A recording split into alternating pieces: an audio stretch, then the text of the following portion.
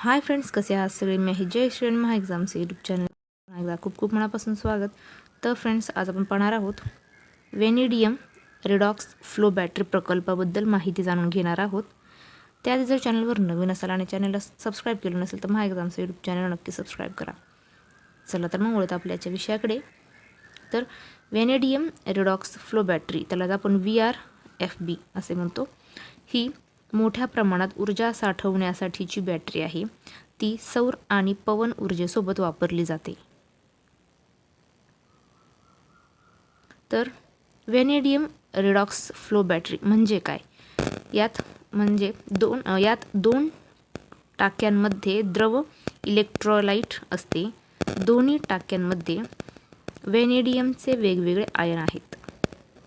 Charging किंवा discharging वेगळी, फक्त आयनाची स्थिती बदलते. त्यामुळे बॅटरी 20 ते 25 वर्ष टिकते. आग लागण्याचा धोका नाही आणि 100% रिसायकल होते. पुढे पाहूया भारतातील प्रमुख VRFB प्रकल्प 2025-26.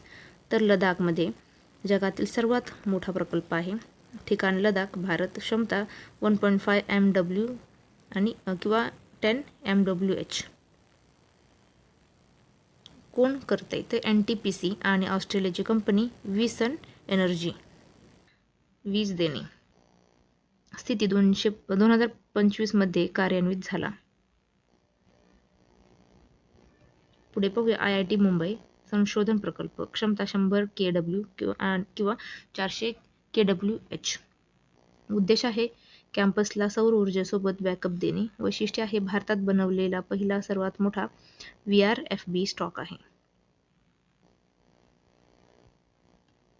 पुढे पाहूया गुजरात रिन्युएबल एनर्जी पार्क. ठिकाण कच्छ, गुजरात. क्षमता 500 KW.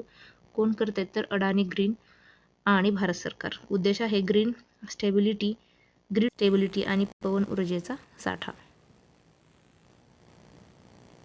पुढे आहे महाराष्ट्रातील स्थिती 2026. सध्या महाराष्ट्रात मोठ्या व्यावसायिक VRFB प्रकल्प नाही, पण टाटा पॉवर मुंबईत 200 KWHचा पायलट प्रकल्प सुरू करणार. तसेच MSEDCL सोलापूर आणि उस्मानाबाद येथे सौर आणि VRFB मायक्रो ग्रिडचा प्रस्ताव. IIT बॉम्बे बॅटरीचे घटक स्वस्त करण्यावर संशोधन. तर VRFBचे फायदे पाहूया. दीर्घ आयुष्य 20,000 आणि 20,000 प्लस सायकल, 25 वर्षे गॅरंटी. सुरक्षित आहे का? तर आग स्फोट होत नाही यामध्ये. स्केलेबल ऊर्जा, टाकीचा आकार वाढवा, पॉवर स्टॉक वाढवा. पुढे पाहूया डीप डिस्चार्ज.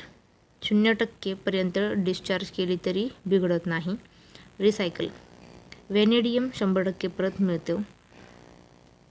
पुढे पाहूया तोटे काय आहेत त्याचे. तर तोटे आहेत महाग. लिथियम बॅटरीपेक्षा 30% जास्त खर्च. जागा मोठ्या टाक्या लागतात. वेनेडियमची किंमत जागतिक बाजारावर अवलंबून आहे. कार्यक्षमता 70 ते 75% लिथियमपेक्षा कमी. पुढे पाहूया भारत सरकारचे धोरण काय आहे. भारत सरकारचे धोरण 2026. PLI योजना. बॅटरी उत्पादनासाठी 18,100 कोटींची सबसिडी. VRFBला देखील समावेश. लक्ष्य काय आहे? तर 2030 पर्यंत 50 GWH फ्लो बॅटरी क्षमता. पुढे पाहूया आयात कमी. चीनवर अवलंबून न राहण्यासाठी मेक इन इंडिया VRFBला प्रोत्साहन. कुठे वापर होतो याचा? पवन किंवा सौर ऊर्जा, रात्रीसाठी ऊर्जा साठवणे, डेटा सेंटर बॅकअप पॉवर, लष्कर आणि दुर्गम भाग, लडाखसारखे. Electric grid, load balancing.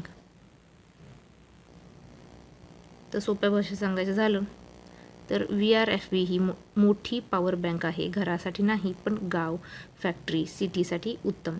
Bharat लिथियमऐवजी VRFBमध्ये गुंतवणूक वाढवत आहे, कारण वेनेडियम रिसायकल होऊ शकते.